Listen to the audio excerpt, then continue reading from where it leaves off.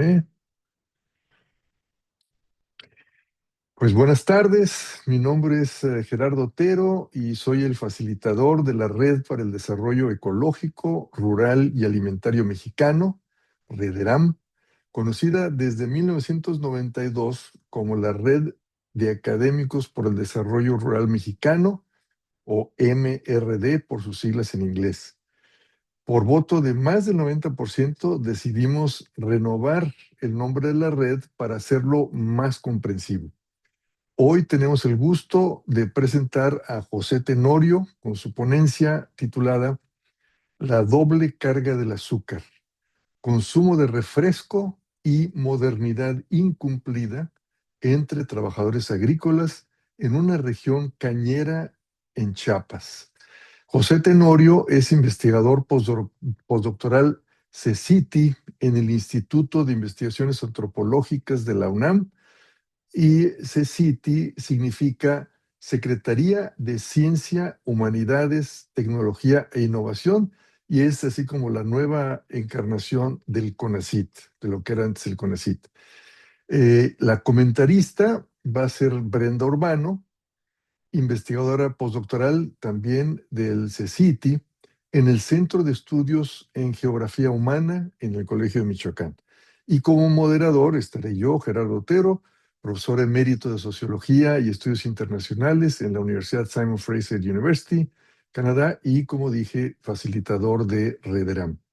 Y les aprovecho para avisarles que el próximo webinario REDERAM será el miércoles 10 de diciembre de 2025, será el último del año, a las 18 horas de la Ciudad de México, con una ponencia de Pedro Méndez Guardado, de la Universidad de Guadalajara, sobre cultivos emergentes en Jalisco y algunas repercusiones socioambientales. Nuestra comentarista en ese momento va a ser Kirsten Appendini del Colegio de México. Entonces, como saben, primero José nos va a hacer una presentación de unos 15, 20 minutos, y luego Brenda nos va a hacer un comentario de 3 a 5 minutos.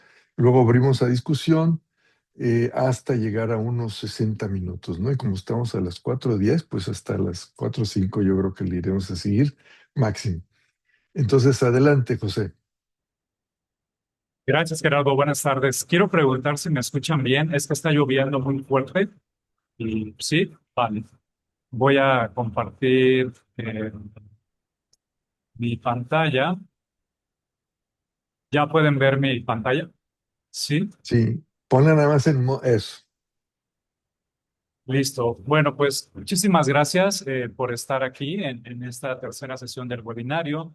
Gracias, Gerardo, por la invitación. El tema que voy a compartir el día de hoy con ustedes deriva de un artículo que está bajo dictaminación y que también deriva de un proyecto del cual les voy a platicar un poquito más adelante. Antes de eso, voy a ofrecerles un breve contexto de dónde surge esta investigación para después pasar propiamente a los detalles del proyecto y posteriormente voy a compartir la metodología del artículo, así como los resultados y la reflexión.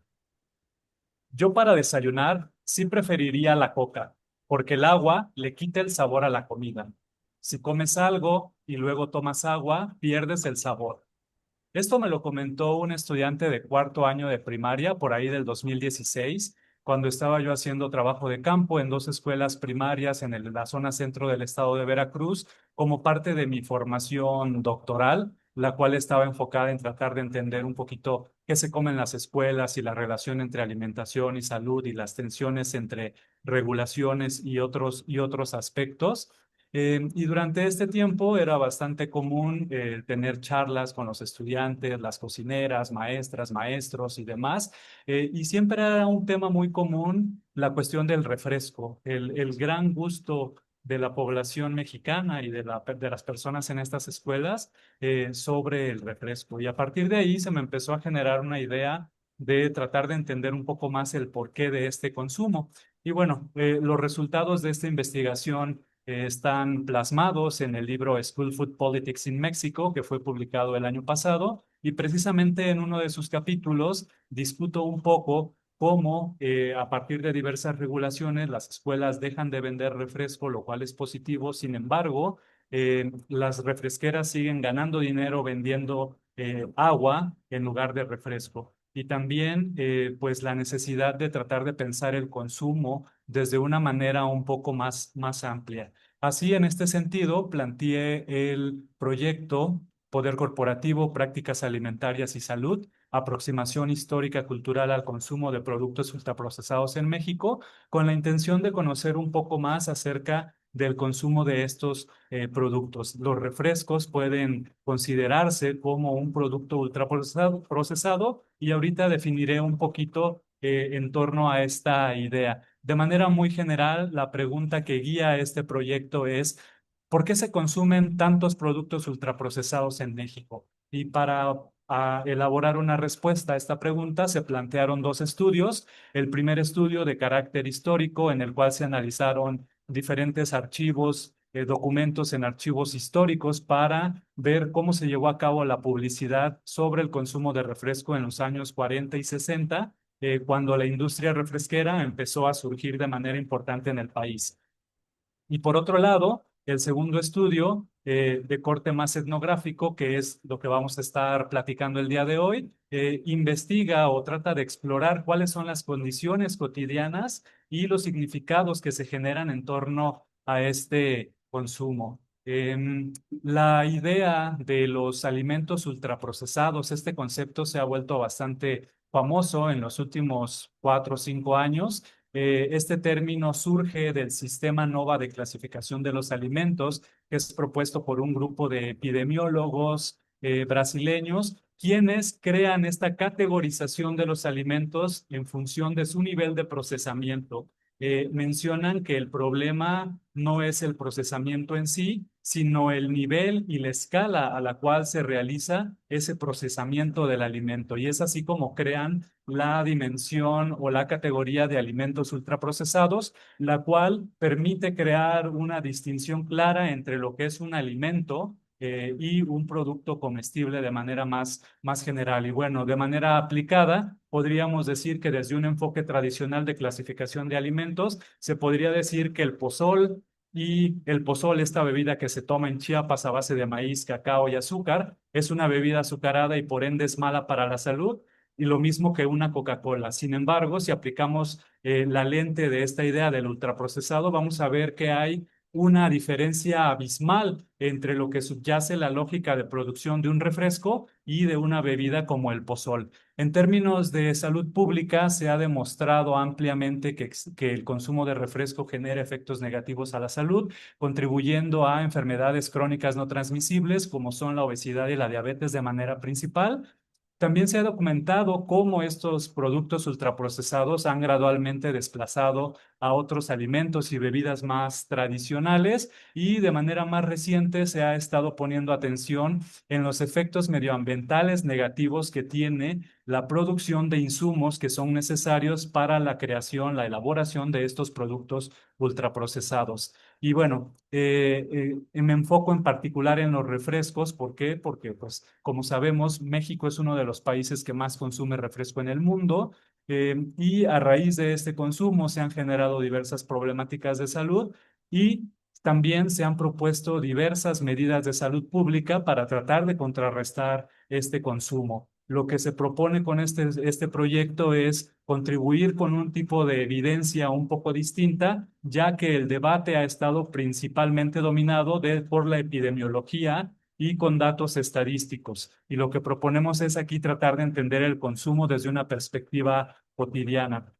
Y para esto utilizamos el andamiaje teórico que propone Sidney Mintz, este antropólogo que estudió ampliamente las dinámicas del azúcar. Y Sidney Mintz nos cuenta cómo el azúcar pasa de ser un producto casi que no es consumido por ahí del siglo XIII, del siglo XIV, a después un producto que se vuelve muy preciado para las élites europeas hacia el siglo XVI, y cómo después se masifica la producción y el consumo de azúcar y la relación que existe entre consumo y producción, entre periferia y el centro, entre las colonias y Europa.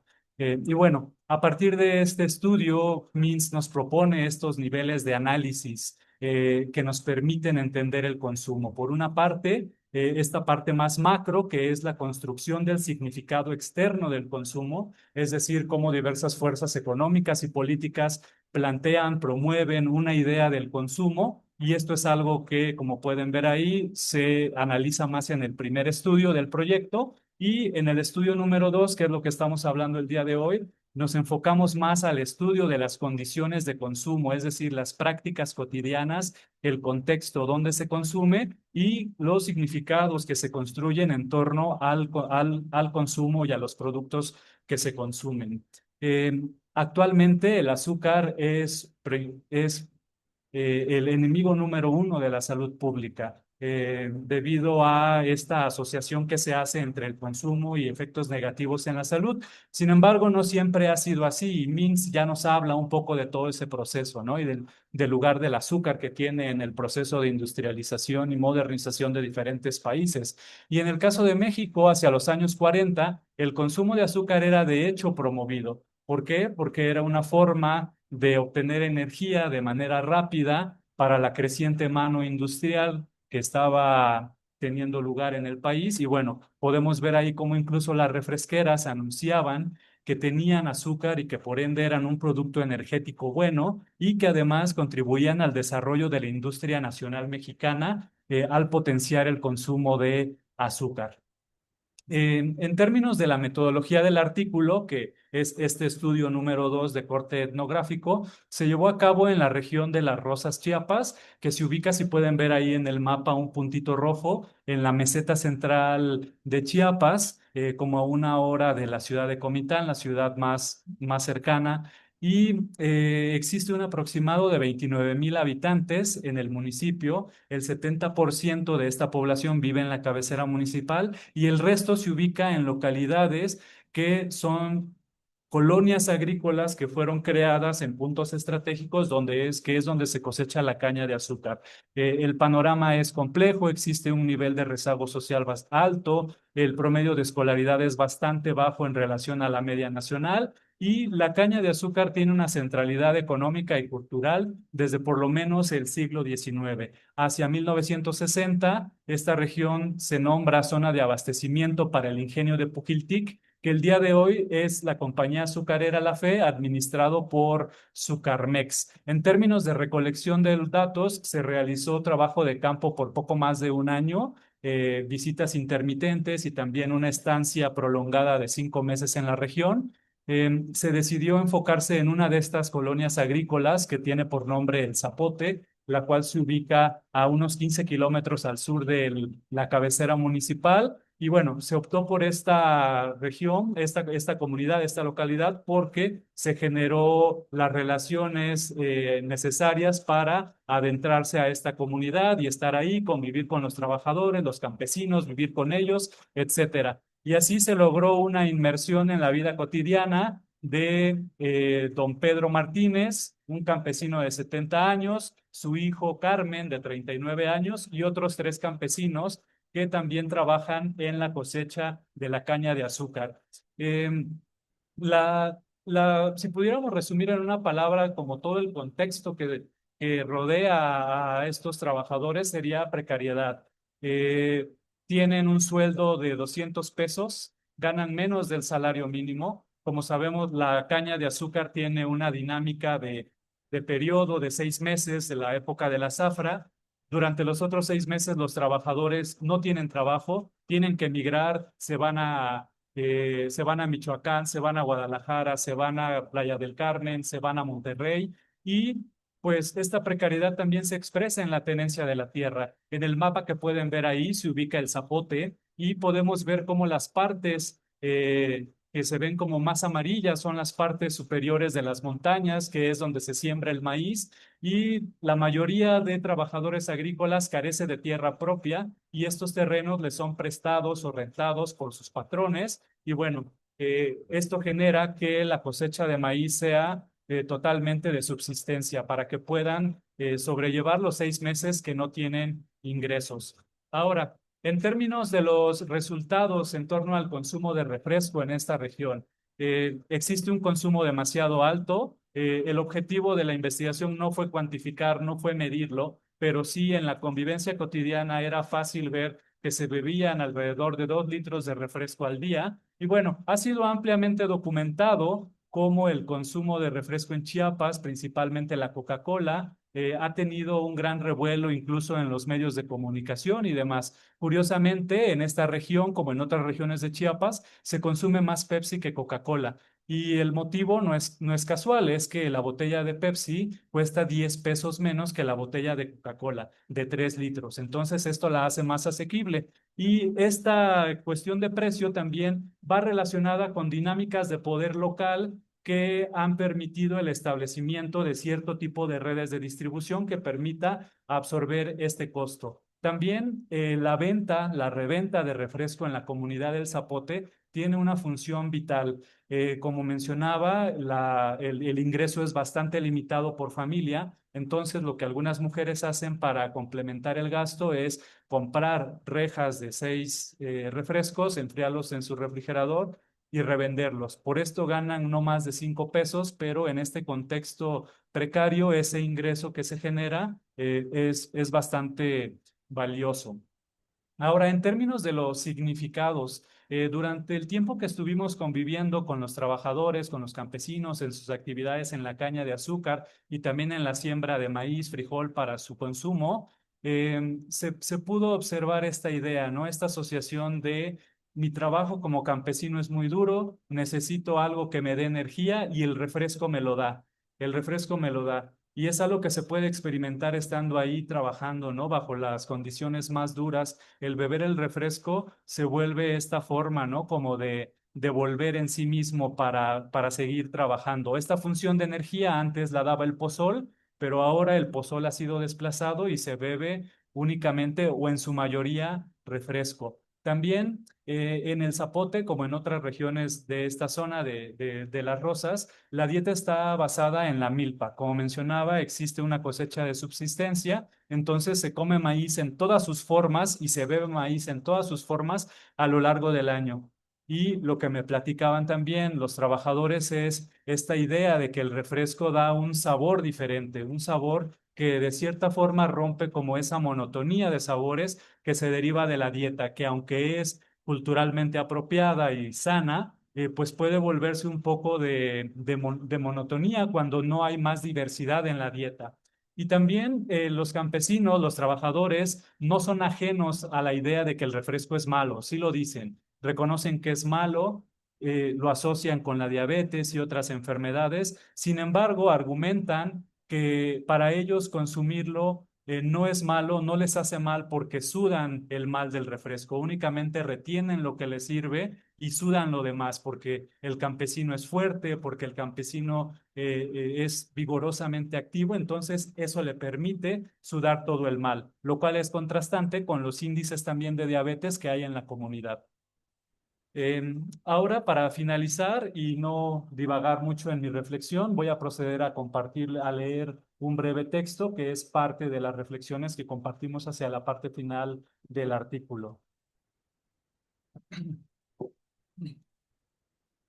Teniendo como fondo el contexto histórico y económico de la producción, consumo y regulación del azúcar que se describió en el marco teórico, este estudio etnográfico sobre el consumo de refresco entre trabajadores agrícolas en Las Rosas, Chiapas, ofrece una mirada a las particularidades, contradicciones y procesos de agencia local en una región que es a la vez productora de azúcar y consumidora intensiva de sus derivados ultraprocesados a través de descripciones densas, forjadas desde material etnográfico producido durante más de un año de trabajo de campo, problematizamos la paradoja de producción-consumo. Una comunidad precarizada que produce la materia prima del refresco y consume grandes cantidades de azúcar líquida. Proponemos que en este contexto el consumo de refresco debe entenderse como resultado de una modernidad incumplida, donde la bebida ultraprocesada adquiere significados como energía para el trabajo, un mal que se transpira trabajando y un saborcito, además de ser una estrategia de supervivencia económica a través de la reventa. Las historias cotidianas del consumo de refresco discutidas desafían la narrativa dominante, construida desde la salud pública, que homogeniza a los consumidores y desdibuja el contexto sociocultural desde donde se consume. La evidencia etnográfica también revela que además del poder empresarial, el alto consumo de refresco también es consecuencia de fallas estructurales históricas. Reconociendo que el consumo de esta bebida tiene un efecto negativo en la salud, nuestra intención fue ir más allá del binarismo desde el que se discute el problema, para enfatizar que, además de mensajes sobre los daños, también son necesarias políticas públicas enfocadas en reducir la desigualdad social, el acceso a la tierra y a agua potable de calidad. Además, de promover alternativas de producción alimentaria que permitan la diversificación constante de la dieta de la población. La batalla contra el refresco debe de ser también una lucha contra la desigualdad. El consumo de refresco tiene un anclaje cultural profundo en México. Como discutimos en otros espacios, las líneas de este anclaje son trazables de manera sólida hacia las primeras 4 décadas del siglo XX, en medio del proceso de modernización del país. Ahí, el consumo de refresco surgió como una más de las prácticas que forjarían ciudadanos modernos, al tiempo que crecería la economía del país. Nuestra propuesta de entender el consumo de refresco como resultado de una modernidad incumplida captura la ironía central de este estudio. Una comunidad que produce azúcar y energía eléctrica para un proyecto nacional, pero que consume la versión ultraprocesada de esa energía en condiciones de pobreza y precariedad. Y eso sería todo. Muchas gracias.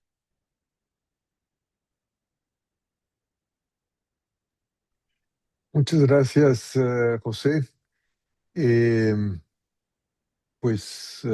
pasamos directamente a el comentario de Brenda. Bueno, pues muchas gracias por la invitación.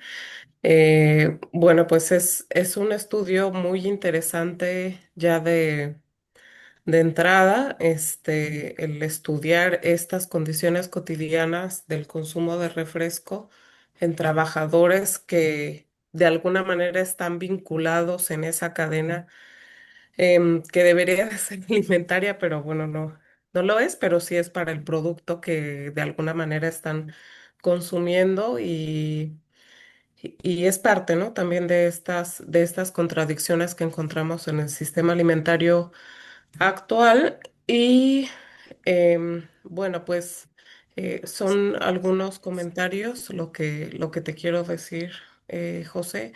Este. Bueno, pues yo también he estado trabajando con trabajadores agrícolas de aguacate y luego de jitomate también. Y bueno, lo que yo encuentro, no sé si a ti te pasó, ya nos dirás, que en los momentos de descanso de la jornada, toman el refresco, ¿no? Toman la Coca-Cola, a veces en el caso de los de Tacámbaro, como tienen como una relación un poco más cercana con el dueño de la huerta, a veces el dueño de la huerta es quien les invita el refresco, no siempre pasa, pero si no ellos se cooperan para comprarlo. Y, y encuentro eso, ¿no? Que hay como un momento en el que ellos socializan, y yo en mi caso les preguntaba, oigan, y qué es lo que más disfrutan de su trabajo aquí, ¿no? Y me decían, pues el compañerismo, el compartir la coca, este, o sea, es un momento, creo, muy significativo para ellos porque, o sea, como que da esta impresión y también analizando lo que dices, que es un momento para recargar esa energía, ¿no? Entonces hay una asociación ahí directa con que saben que están consumiendo un montón de azúcar, pero que ellos asumen que es una energía que ellos necesitan para desarrollar su trabajo y posiblemente a lo mejor otros aspectos de su alimentación no son tan vistos, ¿no? Porque, bueno, por ejemplo, en mi caso, no hay algo que se asocie directamente a otra cosa que les dé energía, ¿no? No hay otro alimento que haya salido en mis resultados. No es una pregunta directa, pero igual no sé tú que has explorado más este caso. Y preguntarte también si cuando ellos van a trabajar a otros lugares del país, también consumen coca, ¿no? O sea, yo siento que también es como un hábito que les acompaña. O sea, por ejemplo, acá en Michoacán, los migrantes viajan con muy pocas cositas, ¿no? Muy pocas pertenencias, y y la Coca-Cola es un producto que se puede conseguir diariamente, o sea, que lo consumen con cierta regularidad. Entonces, pues esto, no sé, de alguna manera siento también que hace que no sientan como esa condición de extrañar este, su lugar, ¿no? Irónicamente, ¿no? Porque pues está también en todos lados.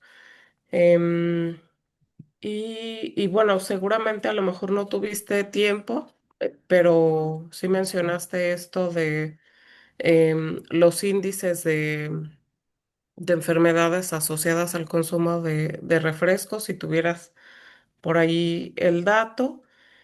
Este, y lo otro, pues que sí, o sea, creo que también las reflexiones apuntan mucho a eso, ¿no? A una política un poco más amplia que abarque otras áreas de incidencia de la política alimentaria, ¿no?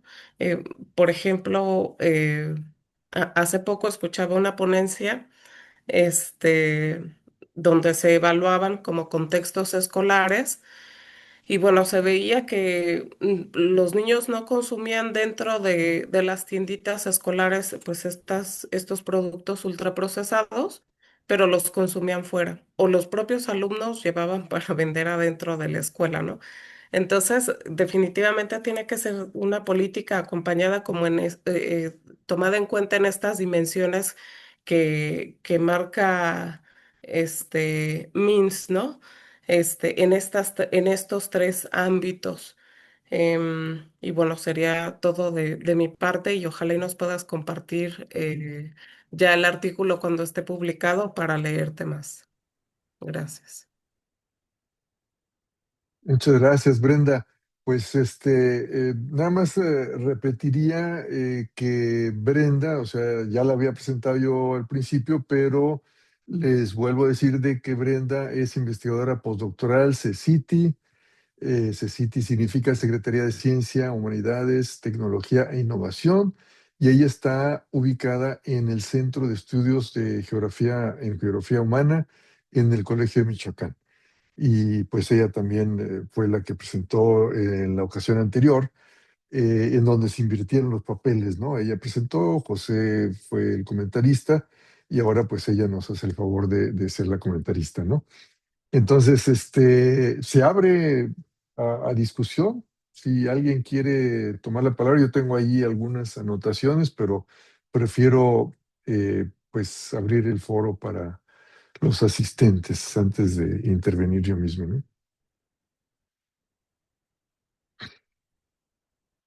Heriberto. Sí, gracias, José, muchas felicidades. Y ahora que te escucho, por fin ya encontré en cómo podemos colaborar y hacer un artículo juntos dentro de mis estudios urbanos de consumo de ultraprocesados y lo tuyo y cómo el trabajo teórico que yo he avanzado con David Goodman, con lo de apropiacionismo, sustitucionismo, con la referencia del pozol con la Coca-Cola, lo podemos trabajar y también uso a Mints, como comenté también la vez pasada, ¿no? Entonces creo que sí podemos hacer algo interesante, urbano, rural y de ahí me sale Sí me gustó mucho tu presentación y la claridad y quisiera que si pudieras comentar un poquito en esta dialéctica pozol-refresco que pudieras elaborar más. Eh, Normalmente yo lo que he visto que no se deja de consumir el producto tradicional, ¿no?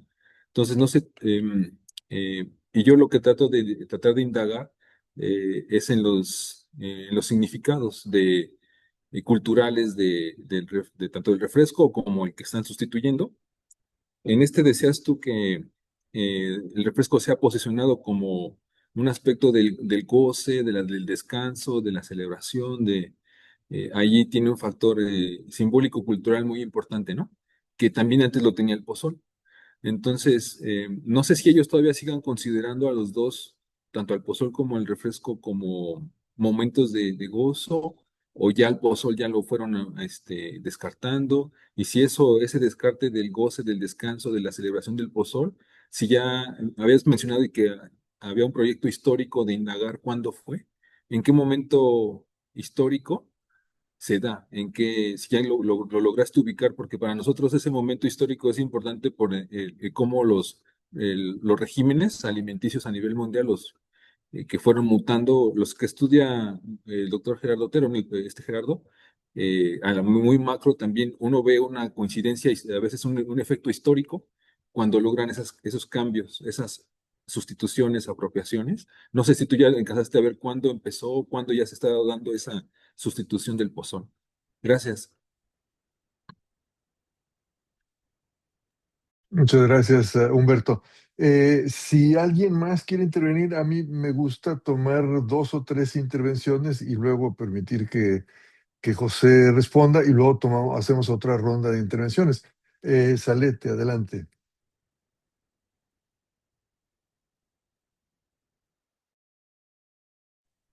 Ai, congratulações, José. Me gustou muito tua apresentação. Já me creio que é muito interessante o projeto, né? Como investigação, muito bueno. Me gostaria de saber inicialmente que a proximidade de la finca ou a produção de cana de açúcar e maíz, se são cerca. Pergunto isto porque, como sabes, a cana de açúcar em noroeste do Brasil, se pensar, quando há cana, se toma todas as partes. Não há espaço, por exemplo, para o maíz. Solamente em algumas partes cerca de um pedaço de um pequeno ponto para campesinos que cosecham legumes o maíz, tudo isso. Mas a cana generalmente toma todas as partes onde está, não? Onde está. Então, outra coisa que tu trabalho põe algo muito interessante.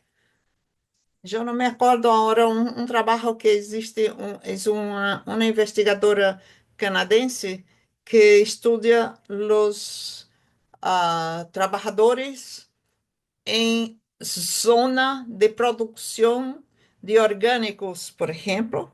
Os trabalhadores trabalham nessa área por exemplo, a produção de um bom produto, um bom para comer. Os outros têm uma boa comida, mas eles comem isso, processados, outra parte, né? Então, se quando tu hablas isso aí de los ultraprocessados, creio que se quedou muito interessante como a maneira como traz este problema, porque é mais barato, porque eles acreditam que há mais energia, não? Quizás é la propaganda que se dice que tiene más energía en una coca o otros. Y otro es que ellos son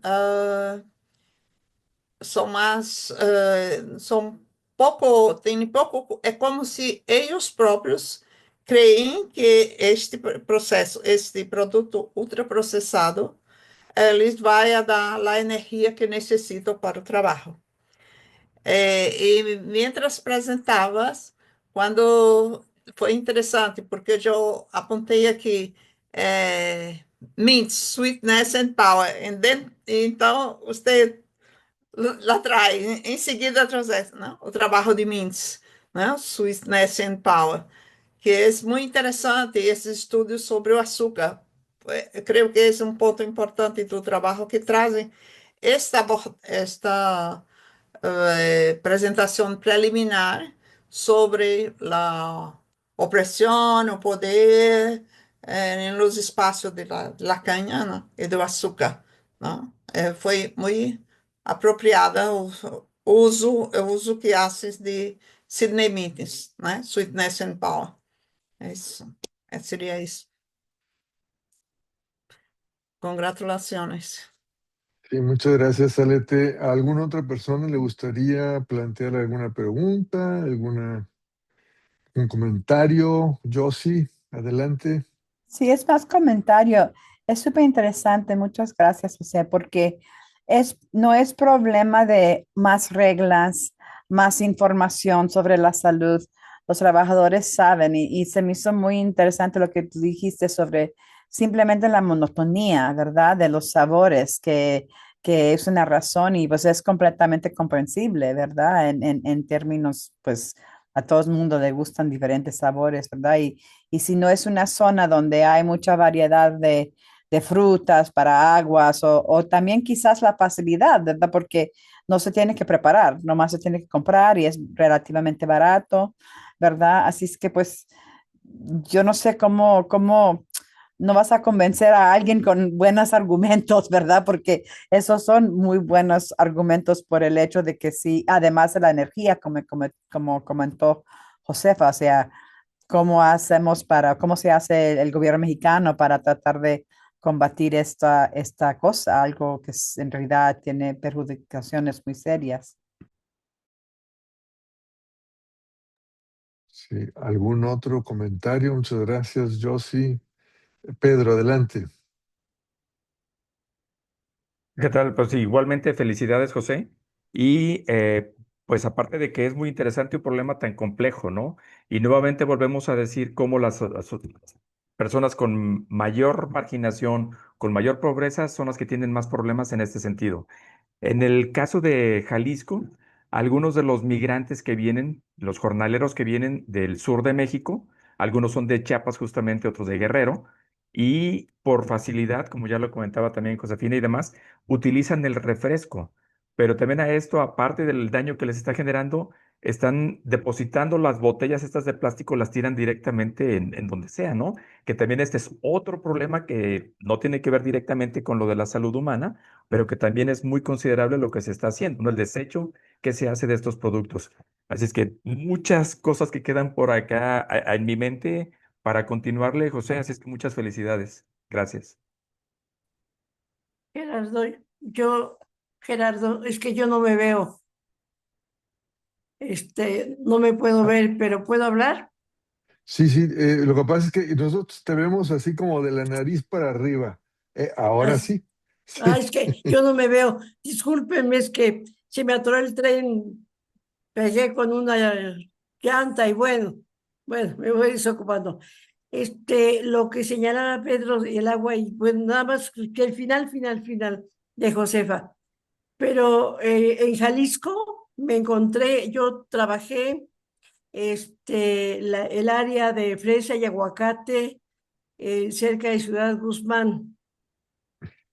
Y ya encontré que el capataz no les llevaba agua, les llevaba refrescos para que lo compraran.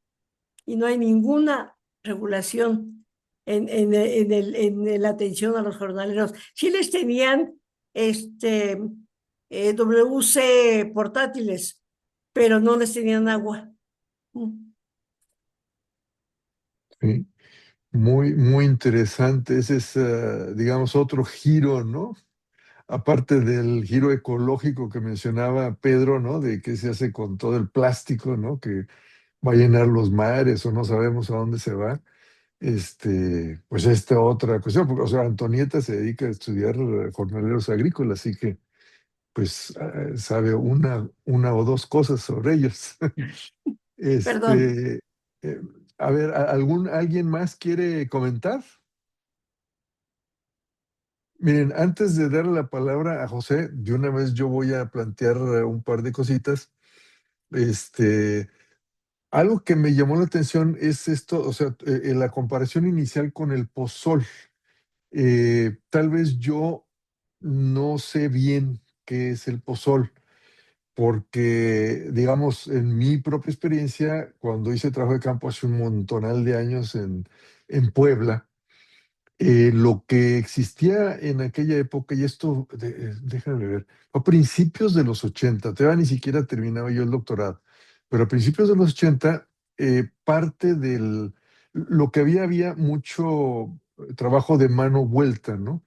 Entonces, pero aún así había una especie de salario en especie que incluía pues 1 litro de pulque, o sea, no pozol, sino pulque. Y el pulque puede o no ser fermentado. O sea, si no es fermentado, bueno, pues aquí sí que no tiene mucho contenido de alcohol, etcétera, pero obviamente tiene la energía, ¿no? Entonces yo quería preguntar, así una pregunta técnica pues para José, ¿cómo compararías el pozol con el pulque? O si es lo mismo, es diferente, es fermentado, no es fermentado, etcétera, ¿no? Y eh, si la cuestión de la modernidad, porque tú en tu título hablas de una modernidad incumplida, ¿no? Y sin embargo, en contraste con esto del pozol o del pulque en el caso de Puebla, pues hay una modernidad en cuanto al uso de la Coca-Cola o la Pepsi-Cola, ¿no? Entonces, ¿en dónde está el incumplimiento de la modernidad? Entonces, y ahí le voy a dejar, ¿no? Hay algunas otras cosas, pero y ahí ya tienes para un rato. Efectivamente, tengo bastantes puntos para y trataré de ser breve, a lo mejor voy a tratar de juntar algunos de los que me comentaron. Muchas gracias por los comentarios.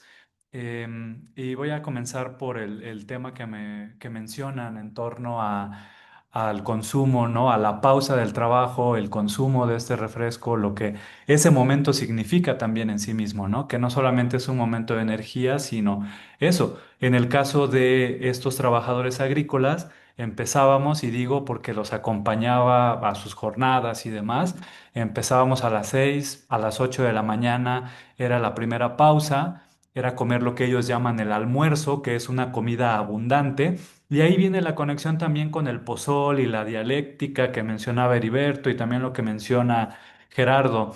Era bien evidente, si recuerdan, mencioné en la presentación que me enfoqué en Don Pedro de 71. eh, Carmen, eh, a ver si no se me van los nombres de veras. Carmen, de 39, y otros 3 amigos. Uno, es que ya no me acuerdo de los seudónimos que ocupo, me acuerdo de los nombres verdaderos, pero uno tenía 51 y los otros dos tenían 28 y 23. Don Pedro, de 71, y el de 51 eran los únicos que tomaban pozol a esa hora. Ellos todavía llevaban su botella, casualmente una botella de Pepsi o de Coca de 3 litros, pero llena como a la mitad de pozol, y ellos solo comen eso, ellos no comen comida, a diferencia del de 39, el de 28 y el de 23. Entonces ahí hay como un gran cambio, ¿no? Y ellos me platicaban, los campesinos más grandes, y no solo ellos, sino otros, me platicaban pues que eso aprendieron cuando empezaron a trabajar. Eso sí, todos los campesinos de antes y los de hoy en esa región empiezan a trabajar a los 10 años. A esa edad es como que el momento en el que empiezan a ir con el papá, acá, allá, a la caña, a todos lados. Y bueno, entonces que cuando ellos empezaron a trabajar, lo único que bebían era pozol. ¿Por qué? Porque es fácil de transportar, es una bebida a base de maíz. Entonces el pozol tiene como varias variantes. Se consume en el sureste, en Veracruz, en el sur de Veracruz, en Tabasco, en Chiapas. y puede ser o no con cacao y puede ser o no con azúcar.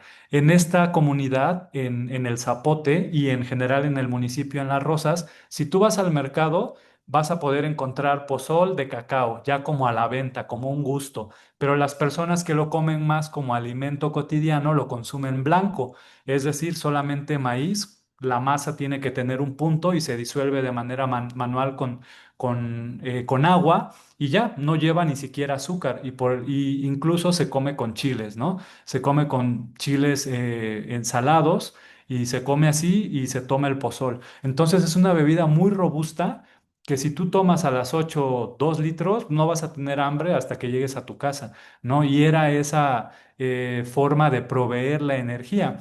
Entonces, ¿qué pasa? Generacionalmente hay ese cambio, ¿no? Que se puede también unir a muchas otras cosas que son bien evidentes. La vestimenta misma. Los señores, los campesinos más grandes utilizan sombrero, los más jóvenes gorra, los más grandes van con guaraches, los más jóvenes con botas de plástico, etcétera, ¿no? Entonces hay muchos cambios que marcan eso y el consumo de pozol o no es algo de eso. Y en términos de la comparativa pulque-pozol, pues yo creo que funge en la cuestión como de eso, de ser una bebida alimento, ¿no? También el pozol se puede o no fermentar. En esta región no se fermenta, eh, pero pues el fermento puede ser si tú lo llevas porque eso también implica una gran carga de trabajo para la mujer, porque se tienen que levantar a las 4 de la mañana, poner el nixtamal, llevar al molino, preparar, mandar el pozol, todo, porque todo se hace así desde cero. Entonces es un gran trabajo, ¿no? Entonces aquí a lo mejor también conectando con el comentario difícil de Gerardo de la modernidad y el refresco, pues sí, y es que efectivamente por eso es que, y eso es algo que estoy trabajando como para otro artículo, aparte del que les presenté ahora, también voy a mandar ya pronto a otra revista otro artículo con los datos históricos que discuto un poquito más la idea como de modernidad, también en términos teóricos y todo, pero incluso me hace falta otro artículo donde sea más conceptual, ¿no? Y discuta qué es eso de modernidad y cómo me aproximo a ello.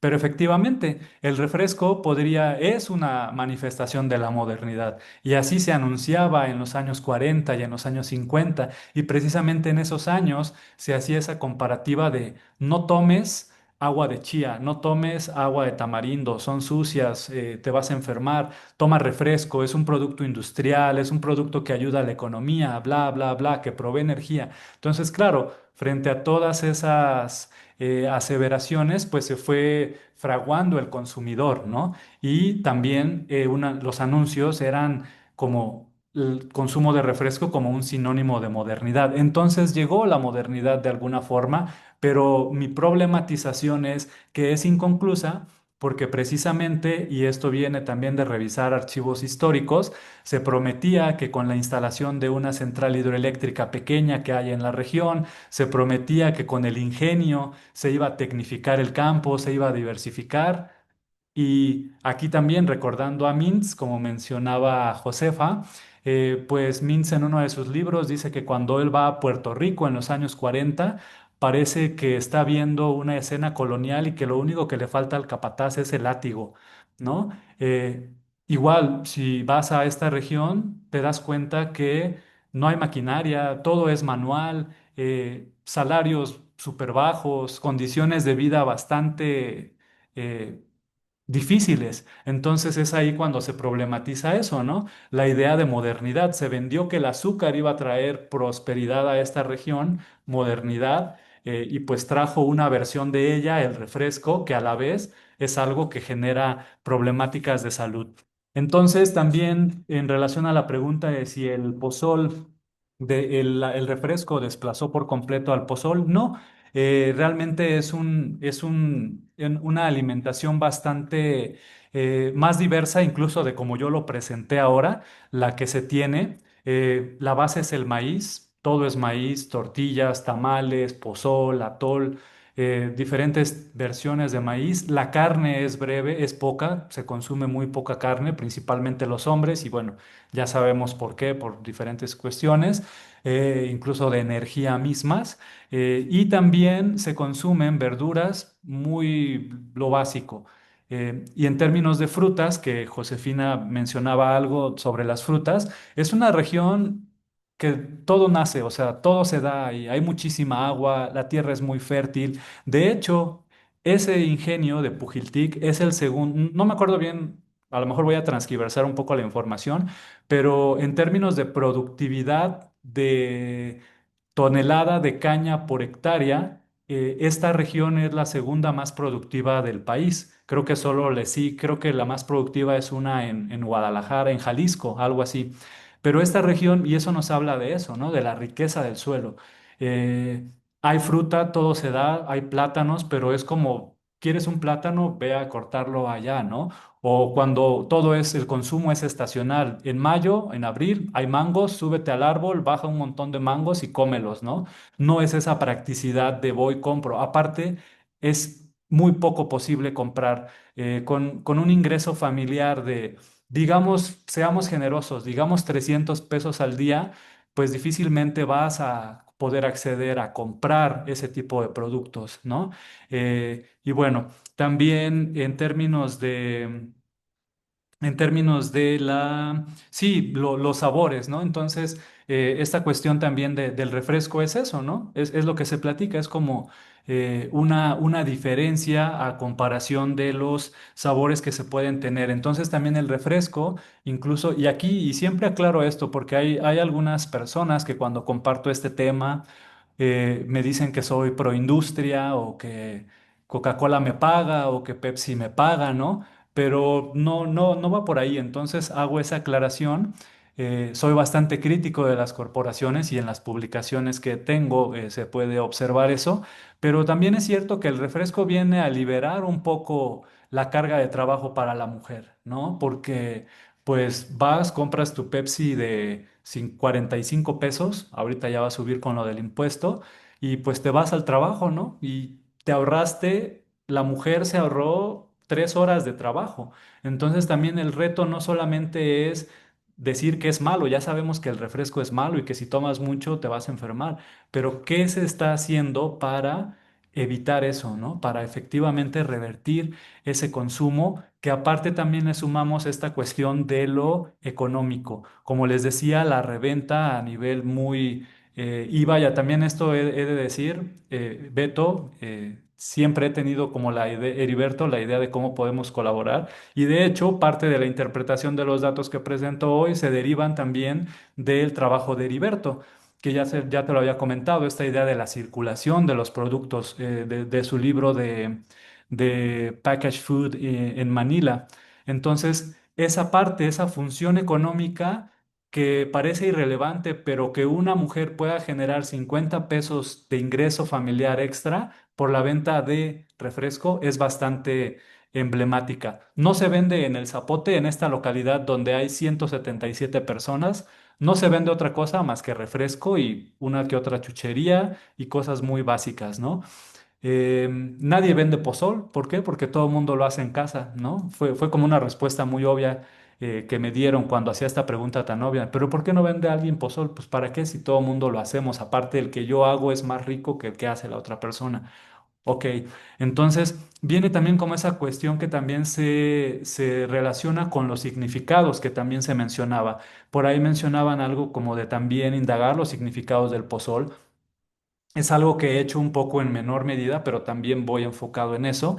Y bueno, también hay algo ya de literatura y por mis propias experiencias en campo, pues existe una estigmatización muy grande hacia el pozol. ¿Por qué? Se lo hace ver como bebida indígena, bebida de pobres. Hay gente en la cabecera municipal que me han dicho que no toman porque es comida para puercos. Entonces, hay una carga cultural negativa muy grande hacia el pozol, ¿no? También algo que me interesa mucho es ver en qué momento se le agregó cacao y en qué momento se le agregó azúcar, ¿no? Pero bueno, no me ha dado tiempo de eso y era una de las ideas junto con explorar también cuestiones de la panela, porque también en esta zona se produce panela, pero a escala muy pequeña y hay una cuestión, una dinámica política bien interesante entre los productores de panela como pequeños, como que resisten un poco la gran producción a la que los empuja el ingenio y demás, versus los productores de caña, que tampoco las parcelas son muy grandes. Los propietarios de caña en esa región tienen en promedio como unas 10 hectáreas. Como habrán visto a lo mejor en las fotos, en los mapas, el terreno es bastante irregular. O sea, hay partes planas, hay mesetas, pero hay partes montañosas. Entonces, también eso evita un poco la tecnificación, o al menos es lo que me argumentan los productores, que es difícil utilizar más maquinaria. Entonces, por eso siguen utilizando trabajo manual. Y también alguien preguntaba, creo que era Salet también, perdón, Josefa Salete, eh, en torno a la proximidad entre maíz y caña o la relación entre maíz y caña. Pues bueno, hasta la década de los 50 en esta región se producía primordialmente maíz.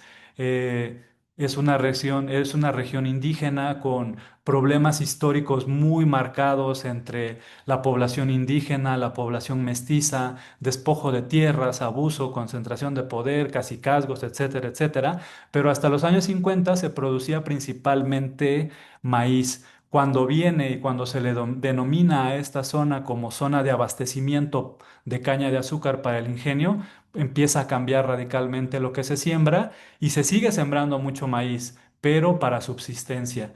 En las fotos a lo mejor no se veía bien, pero eso, el maíz se siembra en las partes altas, donde la tierra es peor, pero aún así se siembra. Y algo que también me han comentado bastante en estas conversaciones que he tenido con los campesinos es, siempre remarcan como la cuestión del fertilizante, ¿no? Este programa de gobierno que empezó a bajar fertilizante es como que algo que mencionan les ha ayudado bastante a que incrementen su producción. Y por decir, el año pasado me comentaban que habían tenido una producción bastante buena, lo cual les aseguraba por completo el autoconsumo y les dejaba un poco para vender en el mercado local, pero pues siempre en situaciones de mucha desventaja. Y bueno, también en esta cuestión, cómo la caña desplazó al maíz, pues creo que eso ha sucedido en muchas otras regiones, ¿no? Donde se prioriza un cultivo y también era una zona más diversa, también se sembraba arroz.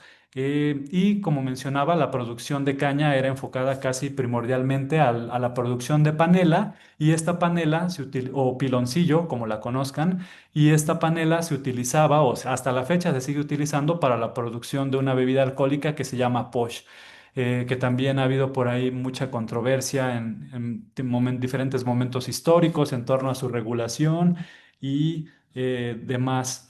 Y ya para finalizar, bueno, sí, también el comentario de esta cuestión curiosa, ¿no? De unos productores, de unos trabajadores agrícolas trabajando en producción orgánica, ¿no? En la comida más pura que puede haber, entre comillas, ¿no? Pero esa es para el consumo de alguien más y ellos siguen consumiendo, pues, otro tipo de alimentos más nocivos. Y cómo esto se potencia con la migración. Y también salió por ahí en tres comentarios la cuestión de la migración y cómo experimentaban estos trabajadores de esta región de Chiapas su experiencia migrante. Mencionaba que primordialmente se van al campo, a, a Michoacán o a la zona de Jalisco. También me comentan que a veces ahí van a algo que ellos le llaman academia, que es como una especie de entrenamiento para que de ahí vayan a Estados Unidos o a Canadá en estos programas que ya ofrecen visa, y que van directo, ¿no? Pero que antes tienen que pasar a esa capacitación allá en Jalisco o en Michoacán, a algo que le llaman la academia. Los que no van ahí se van a la construcción, a Playa del Carmen, y los que no se van a la industria a trabajar como ayudantes generales a Monterrey.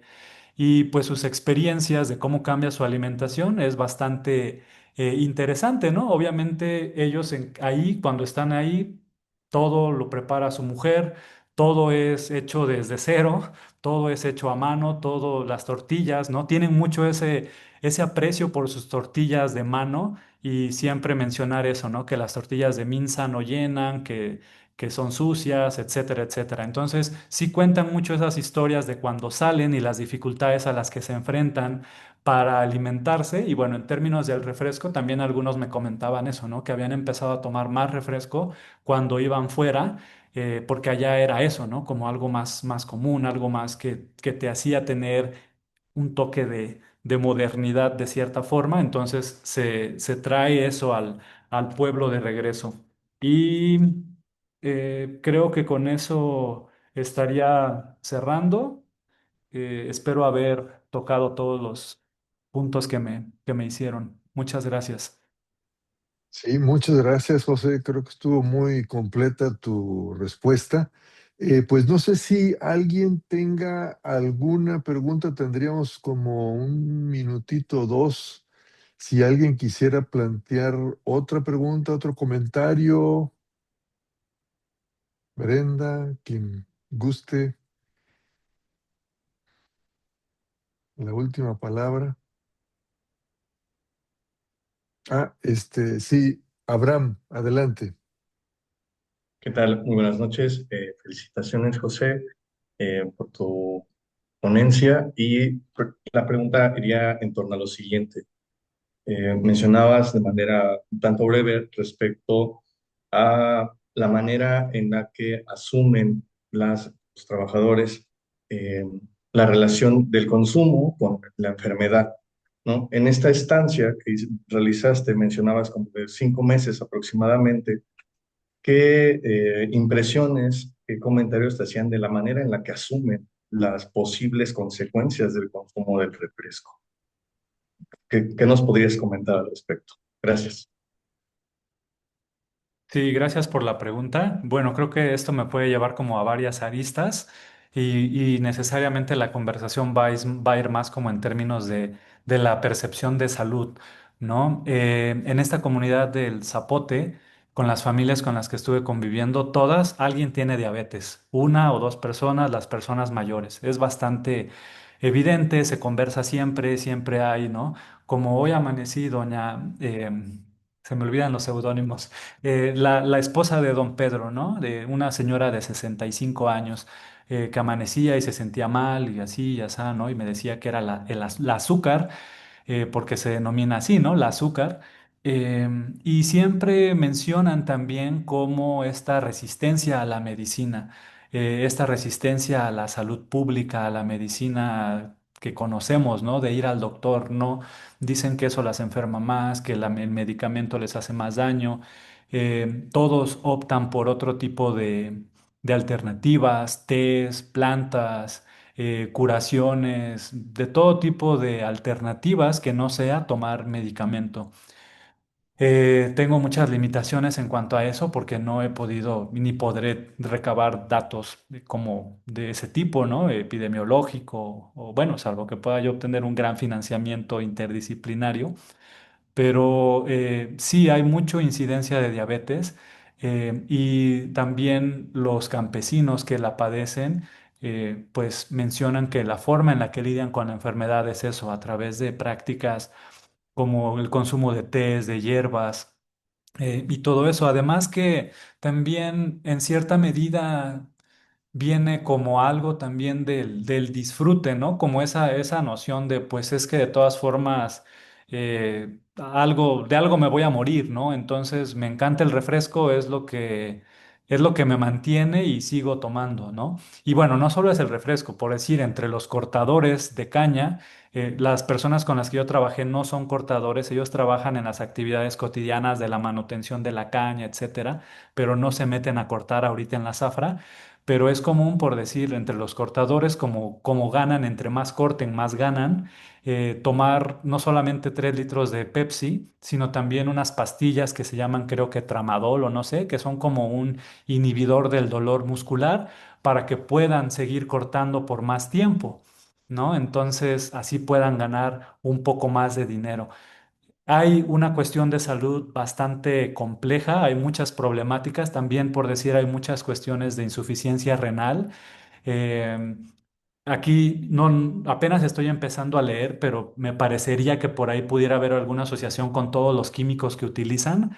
Ellos fumigan de manera manual, ¿no? Con la bomba en la espalda y así. Y tú ves las botellas y todas dice que tienes que utilizar un traje y así, ya está.